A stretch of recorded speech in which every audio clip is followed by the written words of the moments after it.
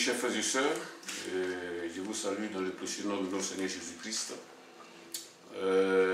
qui nous a permis et nous a donné la capacité et les moyens de mettre en place cette émission qu'on a nommée Réseau Partage Chrétien.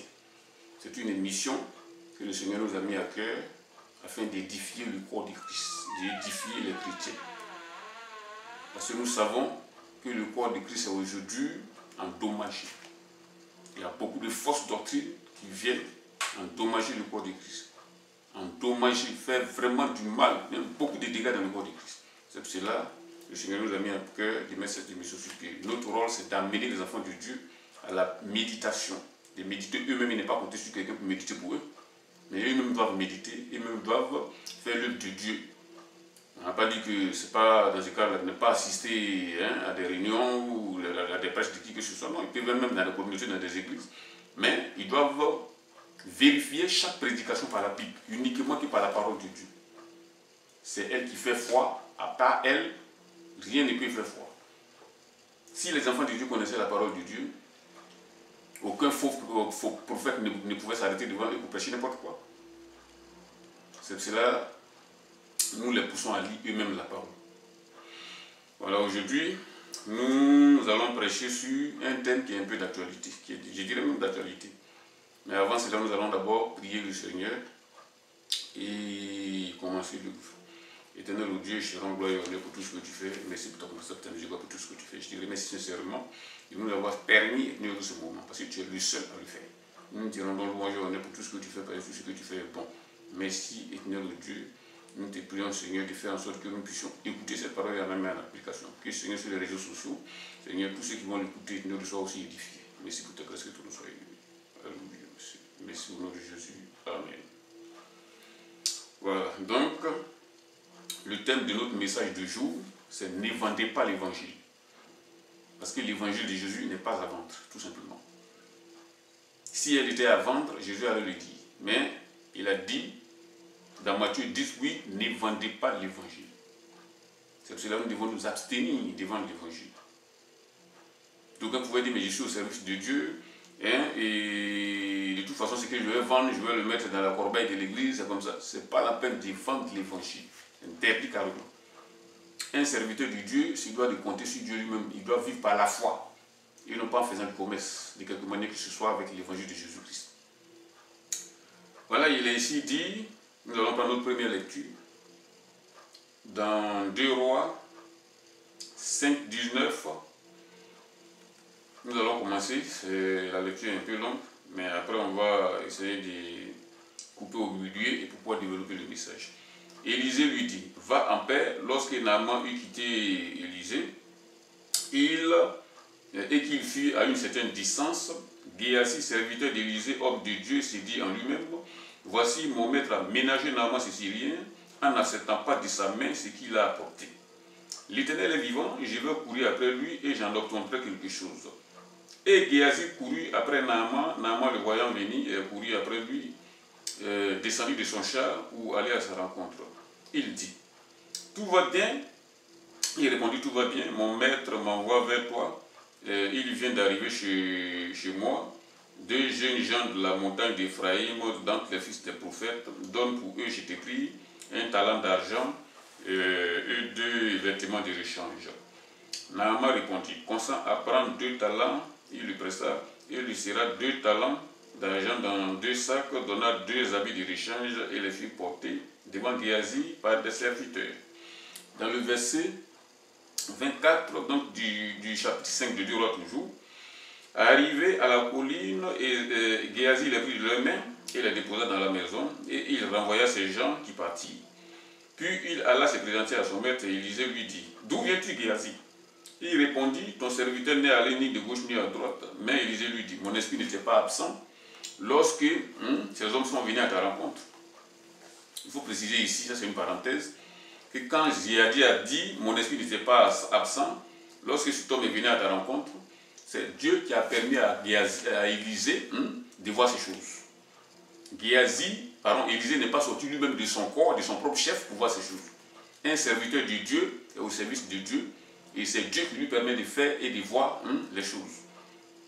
Je parle ici, si je dis cette parenthèse ici, Je parle ici des faux pasteurs, des faux prophètes aujourd'hui qui disent qu'il faut sortir de son corps. D'autres même qui disent carrément je sors de mon corps pour faire le bien. À partir du moment où tu sors de ton corps, ça veut dire que tu n'es plus dans la sphère de Dieu, mais tu es plutôt dans la sphère des ténèbres. Et ce n'est pas des anges que tu vas rencontrer, c'est des démons. Donc ça c'est une parenthèse. Il est ici dit, Géasi lui dit ici, mon esprit n'était pas absent lorsque tu as rencontré cet homme. Est-ce le temps de prendre de l'argent et des vêtements, et puis des oliviers, des vignes, des brebis, des serviteurs et des servantes? Il a dit clairement à Géasi, est-ce que c'est le temps de prendre des biens matériels de ce temps-là? Notre richesse n'est pas pour maintenant.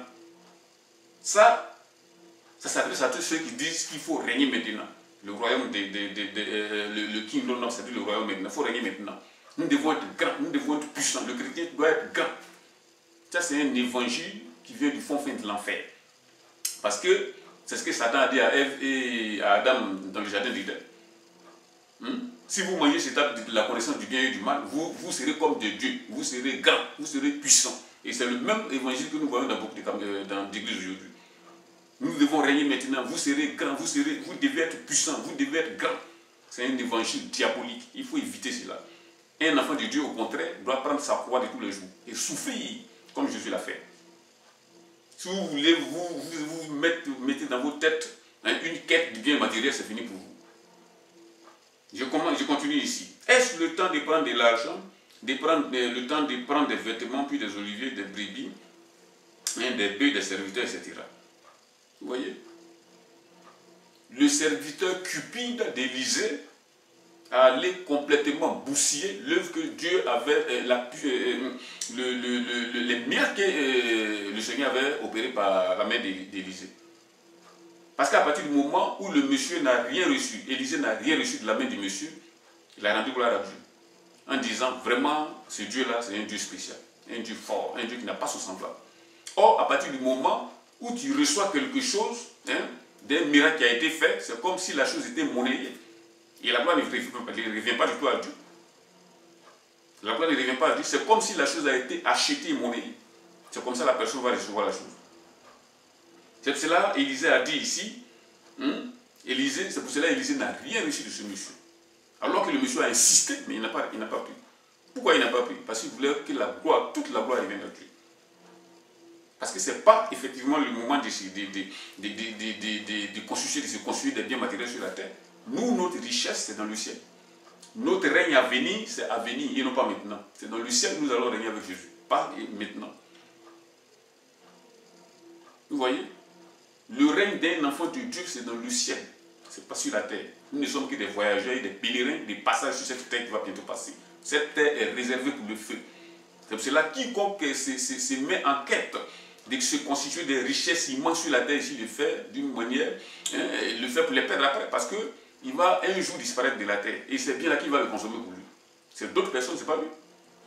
Or, s'il les avait constitués dans le ciel, il allait avoir ces biens-là éternellement. C'est pour cela que le Seigneur dit, ne vous constituez pas les biens matériels sur la terre, mais investissez plutôt dans le ciel, où la teigne et la rue ne détruisent pas. Vous voyez? Le premier même qui a vendu l'évangile, c'est Judas. Lui, il ne s'est pas contenté de vendre des papiers, des CD ou des choses semblables, mais il a vendu l'évangile, la parole elle-même, Jésus, pour quelques pièces d'argent. Malheureusement, il ne s'est pas répandu. Il ne s'est même pas repenti. Il est allé ensuite, sa conscience le connaît tellement qu'il est allé ensuite se pendre en allant remettre l'argent à ceux qui lui avaient donné, et il est allé ensuite se pendre. Nous connaissons tous le sort de ce monsieur aujourd'hui. Personne ne peut être à la place, ne voudra être à la place d'un autre homme. Vous voyez? Il est allé se pendre carrément. Quiconque se tue va directement en enfer. Parce que l'homme, c'est Dieu qui a donné la vie à l'homme et c'est Dieu qui l'attend. Vous voyez? Nous voyons aujourd'hui beaucoup de sites chrétiens, je ne vais pas citer de nom ici, qui vendent l'évangile de Jésus, qui ont fait de ça un fonds de commerce énorme. Et ils achètent des villas à gauche, à droite, ils font des chaînes de télévision, où ils vendent tout, des CD, ils font des livres, ils font des t-shirts, ils font des effigies de tout ça, ils vendent sous le dos de Jésus-Christ. Et l'avertissement que le Seigneur a donné dans Matthieu 18 ici, en disant de ne pas vendre l'évangile, qu'est-ce qu'ils disent de ça? Si réellement ils étaient des serviteurs de Dieu, ils allaient avoir, ne serait-ce que le moindre, la crainte de l'Éternel, et ne pas vendre ces choses, mais ils les vendent. Donc ça veut dire quoi ici, conclusion? Ça veut dire que ce sont des gens qui ne connaissent pas Dieu. Ils ont fait de Jésus un fonds de commerce pour pouvoir vivre leur vie, c'est tout. Vous voyez? Ils ont même des chaînes de télévision dans lesquelles, avant de passer, il faut payer. Il y a beaucoup de chaînes chrétiennes qui se disent chrétiennes, qui sont sur les nets aujourd'hui, que nous voyons, qui vendent l'évangile. Avant qu'un serviteur de Dieu vienne prendre la parole, il faut qu'il paye. Avant qu'on vienne annoncer un événement chrétien, il faut qu'il paye. Et ces personnes se disent chrétiennes. Laissez-moi vous dire que vous perdez votre temps. Et si vous ne vous repentez pas et que vous restez dans cette situation pour mourir, votre sentence sera si terrible qu'il n'y a pas de mots même pour l'expliquer. Vous voyez? Donc, qu'est-ce que nous devons faire? Nous devons marcher selon la parole de Dieu, respecter la parole de Dieu. La parole de Dieu n'est pas à prendre avec des pincettes. Lorsque tu la lis, tu la médites, de la même manière que tu l'as reçue, il faut exactement la mettre en application comme ça. Si le Seigneur dit de ne pas faire ceci, ce n'est pas la peine de chercher des moyens détournés pour contourner cela. Il faut réellement ne pas le faire. Il a dit clairement dans Matthieu 10, 8, ce n'est pas la peine de vendre l'évangile, donc il ne faut pas la vendre sur aucune de ces formes. Ce n'est pas la peine de se donner des arguments, oui, mais l'Église a besoin de ces fonds-là pour pouvoir faire ceci, cela. Jésus est puissant. S'il dit de ne pas vendre l'évangile, lui-même trouvera le fond d'une manière ou d'une autre pour pouvoir faire l'œuvre de Dieu. Mais l'obéissance vaut mieux que les sacrifices. Il faut obéir à Dieu et ne pas vendre un point de tout. Si tu fais un livre, il faut le donner gratuitement. Ce n'est pas la peine de te dire, oui, ben, je dois payer l'éditeur, je dois payer ceux qui ont fait ceci, cela. Dieu est capable de tout. Si tu pries le Seigneur, il va te donner les moyens de le faire. De faire toutes ces choses sans avoir recouru à vendre l'évangile. Si tu crées une chaîne de télévision, mets-la à la portée de tout, ça fait que les gens viennent s'exprimer librement, sans que personne ne puisse payer quoi que ce soit. Si tu fais un site internet, mets-la à la disposition de chaque personne, afin que les gens puissent s'exprimer librement, venir parler de Jésus, la bonne parole, faire toute l'œuvre de Dieu gratuitement, sans payer quoi que ce soit. Prie le Seigneur, si tu as besoin de moyens, le Seigneur va t'envoyer les moyens. Vous voyez? Donc, nous allons lire dans Matthieu 18 ici. Matthieu 18. Excusez-moi. On va lire dans Matthieu 18.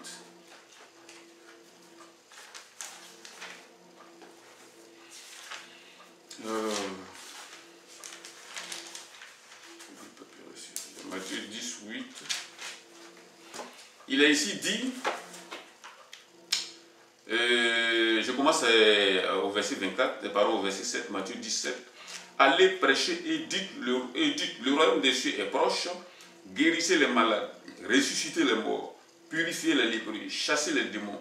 Vous avez reçu gratuitement, donnez gratuitement. Ne prenez ni or, ni argent, ni monnaie dans vos ceintures, ni sac pour le voyage, ni tunique, ni souliers, ni bâton, car l'ouvrier mérite sa nourriture. L'ouvrier mérite sa nourriture. Dieu sait que vous avez besoin de la nourriture. Il sait que vous avez besoin, à cette ère moderne des voitures, il sait que vous avez besoin de caméras, il sait que vous avez besoin de tout.